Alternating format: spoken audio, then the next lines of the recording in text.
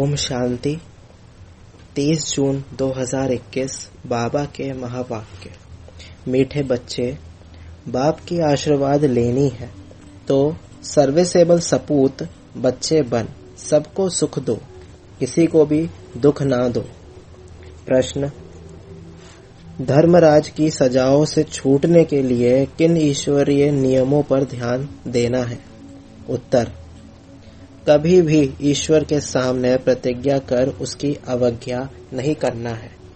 किसी को दुख नहीं देना, क्रोध करना, तंग करना अर्थात ऐसी चलन चलना जिससे ईश्वर का नाम बदनाम हो तो उन्हें बहुत सजाएं खानी पड़ती, इसलिए ऐसा कोई कर्म नहीं करना है। माया के कितने भी तूफान आए, बीमारी उथल खाए, लेकिन राइट रॉन्ग की बुद्धि से जजमेंट कर रॉन्ग कर्म से सदा बचे रहना। गीत कौन आया मेरे मन के द्वारे।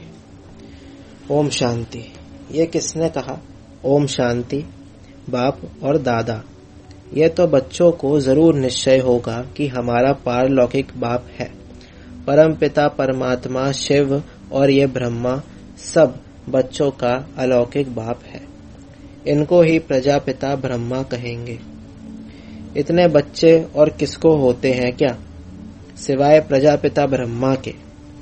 पहले नहीं थे, जबकि बेहद के बाप ने इसमें प्रवेश किया है तो ये हो गया दादा। ये दादा खुद कहते हैं कि तुमको पारलौकिक बाप की प्रॉपर्टी मिलती है। पोत्रे हमेशा दादे के वारिस होते हैं। उनका बुद्धि योग दादे में जाता है, क्योंकि दादे की प्रॉपर्टी का हक मिलना है। जैसे राजाओं के पास जो बच्चे जन्म लेते रहेंगे, ऐसे ही कहेंगे बड़ों की प्रॉपर्टी है।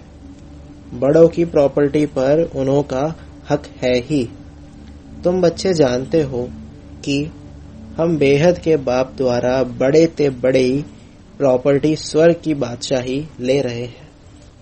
हमको वह बाप पढ़ा रहे हैं। तुम अब सम्मुख बैठे हो। सम्मुख का नशा भी नंबरवार पुरुषार्थ अनुसार रहता है। कोई की दिल में तो बड़ा लव रहता है। हम उच्च ते उच्च भगवान के आकर इस साकार माता पिता द्वारा वारिस बनते हैं। बेहद का बाप बहुत मीठा है, जो हमको राजाई के लायक बनाते हैं। माया ने बिल्कुल ही नालायक बना दिया है। कल बाबा के पास कोई मिलने लिए आए थे, परंतु वह कुछ समझते थोड़े ही थे। बाबा ने समझाया, ये सब ब्रह्म कुमार है। तुम भी ब्रह्मा के व शिव के बच्चे होना। कहा है तो जरूर, ये सिर्फ सुनकर कहा, परंतु दिल में लगा नहीं। तीर लगा नहीं कि सचमुच हम उनके बच्चे हैं। ये भी उनके बच्चे हैं, वर्षा ले रहे हैं। वैसे ही हमारे पास भी कई बच्चे हैं जिनको बहुत थोड़ा बुद्धि में बैठता है। वह खुशी, वह रुहाब नहीं दिखाई पड़ता है। अंदर बड़ा खुशी का पारा चढ़ना चाहिए, वह सारा चेहरे पर भी आता है। अभी तुम सजनियों का ज्ञान श्रृंगार हो रहा है। तुम जानते हो हम साजन की सजनियां हैं। एक खैरूत खेती का काम करने वाले की लड़की की कहानी है ना। एक राजा खैरूत की लड़की को ले आया, परंतु फिर भी उसे राजाई में मजा नहीं आया, तो लड़की को वापस गावड़े में छोड़ आया। बोला, तुम राजाई के लायक नहीं हो। यहाँ भी बाप श्रृंगार करते हैं, तुम भविष्य में महारानी बनो। कृष्ण के लिए भी कहते हैं भगाया पटरानी बनाने के लिए, परंतु कुछ समझते नहीं है। सब है इरिलीजियस माइंडेड। समझते हैं ऐसे दुनिया चलती रहती है, कुदरत है। बहुत है जो मंदिर टिकाड़े में भी नहीं जाते, ना शास्त्रों आदि को मानते हैं। गवर्नमेंट भी धर्म को मानने वाली नहीं है। भारत किस धर्म का था, अब किस धर्म का है, बिल्कुल नहीं जानते। अभी तुम बच्चे हो देवी कुल के। जैसे वह क्रिश्चियन कुल के हैं, वैसे तुम ब्राह्मण कुल के हो। बाप कहते हैं पहले पहले तुम बच्चों को पतित शूद्र से ब्राह्मण बनाता हूँ। पावन बनते बनते फिर 21 जन्मों के लिए तुम देवी संप्रदाय बन जाएंगे, देवी गोद में जाएंगे। आगे थे आसुरी गोद में, आसुरी गोद से फिर तुम ईश्वरीय गोद में आए हो। एक बाप के बच्चे भाई बहन हैं। यह एक वंडर है। सब कहेंगे हम ब्राह्मण कुल के हैं, हमको तो श्रीमत पर चलना है, सबको सुख देना है, रास्ता बताना है। दुनिया में कोई नहीं जो मुख से कहे बेहद के बाप से बेहद का वर्षा कैसे लिया जाता है। तुमको बेहद का बाप मिला है, तुम ही उनके बच्चे बने हो। बुद्धि से जानते हो कल्प पहले जिन्होंने बाप से वर्षा लिया होगा वही आकर लेंगे। थोड़ा भी बुद्धि में होगा तो कभी न कभी आकर पहुंचेंगे। आएंगे तो कुछ न कुछ लेने लिए। तुम्हारे में भी नंबरवार जानते हैं। आज पावन बनने लिए आए हैं, कल फिर पतित बन पड़ते हैं। किसका खराब संग लगने से भूल जाते हैं कि बाप का बनकर फिर बाप को छोड़ा तो बहुत पाप आत्मा हो जाते हैं। जैसे कोई किसका खून करते हैं तो पाप लगता है, वह पाप भी थोड़ा है। यहाँ जो बाप का बनकर फारकती दे देते हैं, प्रतिज्ञा कर फिर विकारी बन पड़ते हैं तो बहुत पाप लगता है। अज्ञान काल में इतना नहीं लगता जितना ज्ञान में लगता है। अज्ञान काल में तो मनुष्यों में क्रोध कॉमन होता है। यहाँ तुमने किस पर क्रोध किया तो 100 गुना दंड हो जाता है।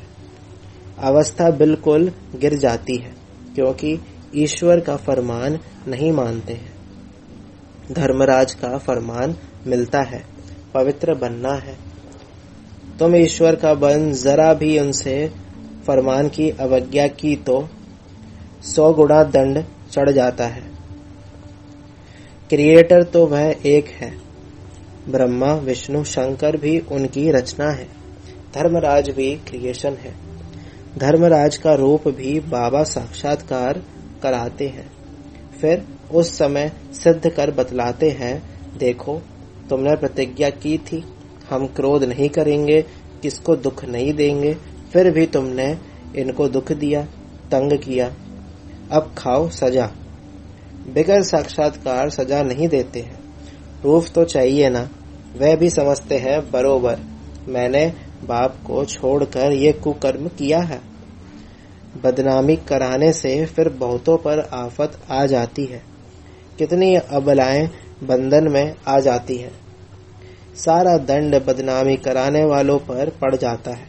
इसलिए बाप कहते हैं बड़े ते बड़ा पाप आत्मा देखना हो तो यहाँ देखो। धोबी के पास बहुत मैले सड़े हुए कपड़े जब होते हैं तो सटका लगाने से फट पड़ते हैं, तो यहाँ भी सटका सहन ना कर चले जाते हैं। ईश्वर की गोद में आकर डायरेक्ट उनकी अवज्ञा की तो सजा खानी पड़ेगी। जो हेड ब्राह्मणी पार्टी ले आती है उन पर बहुत बड़ी रिस्पॉन्सिबिलिटी है। एक ने भी अगर हाथ छोड़ दिया, विकारी बना, तो उनका पाप ले आने वाले पर आ जाएगा। ऐसे कोई को भी इंद्र सभा में नहीं लाना चाहिए। नीलम परी, पुखराज परी की कहानी भी तो है ना। इंद्र सभा में कोई छिपाकर ले आई तो इंद्र सभा में बास आने लगी तो ले आने वाली पर दंड पड़ गया। ऐसे कुछ कहानी है। वह पत्थर बन गई। बाबा पारसनाथ बनाते हैं, फिर अगर अवज्ञा की तो पत्थर बन जाते हैं। राजाई पाने का सौभाग्य गवा देते हैं। समझो कोई गरीब राजा की गोद लेते हैं, अगर नालायक बन पड़ा और राजा निकाल देवे तो क्या होगा? फिर कंगाल के कंगाल बन पड़ेंगे। यहाँ भी ऐसे हैं।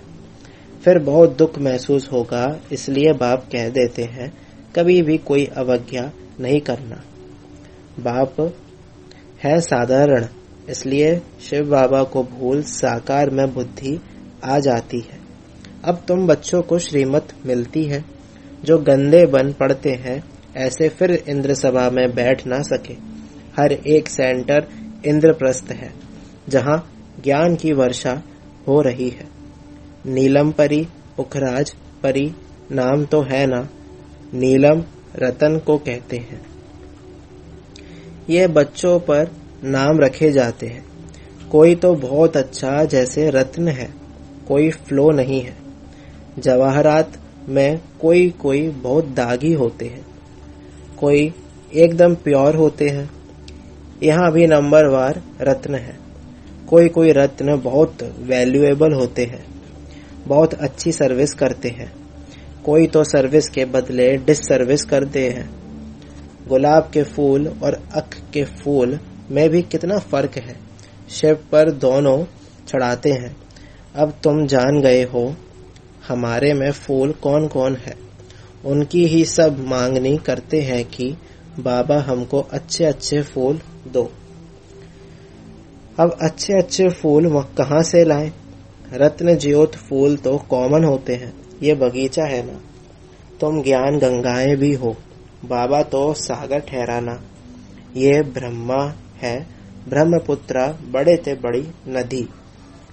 कलकत्ते में ब्रह्मपुत्रा नदी बहुत बड़ी है, जहाँ सागर और नदी का बड़ा भारी मेला लगता है। बरोबर ज्ञान सागर बाबा है। यह चैतन्य ज्ञान सागर है। तुम भी चैतन्य ज्ञान नदियाँ हो। वह तो है पानी की गंगाएं। वास्तव में नदियों पर नाम पड़ा है, परंतु आसुरी संप्रदाय ये भी भूल गए हैं। हरिद्वार में गंगा के किनारे पर चतुर्भुज का चित्र दिखाते हैं। उनको भी गंगा कहते हैं, परंतु मनुष्य समझते नहीं कि ये चतुर्भुज कौन है। बरोबर इस समय तुम स्वदर्शन चक्रधारी बनते हो। तुम हो सच्ची ज्ञान नदियां। वह है पानी की। वहां जाकर स्नान करते हैं, समझते कुछ भी नहीं, बस देवी है। मनुष्य को तो कभी 4 से 8 भुजा होती नहीं है। कुछ भी अर्थ नहीं समझते। तुम बच्चे जानते हो बाबा हमको क्या बनाते हैं। हम तो 100% बेसमझ थे। बाबा की गोद लेने से हम स्वर्ग के मालिक बनते हैं। भले यहाँ कोई राजा हो, परंतु स्वर्ग के सुख और अभी के सुख में रात दिन का फर्क है। तुम्हारे में कोई ऐसे भी हैं जो बाप को नहीं समझते हैं, तो अपने को भी नहीं समझते हैं। देखना चाहिए कि मैं कितनी खुशबू देता हूँ। उल्टा सुल्टा तो नहीं बोलता हूँ, क्रोध तो नहीं करता हूँ। बाप झट चलन से समझ लेते हैं कि ये बच्चा कैसे होगा। सर्विसेबल बच्चे बाप को बहुत प्यारे लगते हैं। सब तो एक जैसे प्यारे नहीं लग सकते हैं। ऐसे बच्चों के लिए अंदर से ऑटोमेटिकली आशीर्वाद निकलती है। बाप का नाफरमान बरदार बच्चा होगा तो बाप कहेंगे ऐसा बच्चा मुहा भला। कितना नाम बदनाम करते हैं। इसको कहा जाता है तकदीर। किसकी तकदीर में क्या है झट पता लग जाता है। बाबा समझाते हैं यह सपूत बच्चा है, वह कपूत है। बाप दादा को नहीं पहचाना, तकदीर में वर्षा नहीं है, तो क्या करेंगे। इस ज्ञान मार्ग में कायदे बड़े कड़े हैं। बाप पवित्र बने और बच्चे ना बने तो वह बच्चा हकदार नहीं हो सकता। उसको बच्चा नहीं समझेंगे। फिर कहेंगे हम तो शिव बाबा को वारिस बनाएंगे, तो बाबा 21 जन्म के लिए हमको रिटर्न में देंगे। इसका मतलब ये नहीं कि बाबा के पास आकर बैठ जाना है। नहीं, गृहस्थ व्यवहार में रहते सबको संभालना भी है, परंतु ट्रस्टी होकर रहना है। ऐसे नहीं कि तुम्हारे बच्चों आदि को बैठ बाप संभालेंगे। नहीं, ऐसे ख्यालात वाले भटक पड़ते हैं। यहाँ बाबा के पास तो बिल्कुल पवित्र चाहिए। अपवित्र कोई बैठ ना सके, नहीं तो पत्थर बुद्धि बन जाएंगे। बाबा कोई श्राप नहीं देते हैं, यह तो एक लॉ है। बाप कहते हैं फिर खबरदार रहना। कर्मेंद्रियों से कोई पाप किया तो ये मरा। बड़ी भारी मंजिल है। बाबा का बच्चा बना तो फिर बीमारी सारी उथल खाएगी। डरना नहीं है। वैद्य लोग भी कहते हैं फलानी दवाई से तुम्हारी बीमारी बाहर निकलेगी, तुम डरना नहीं।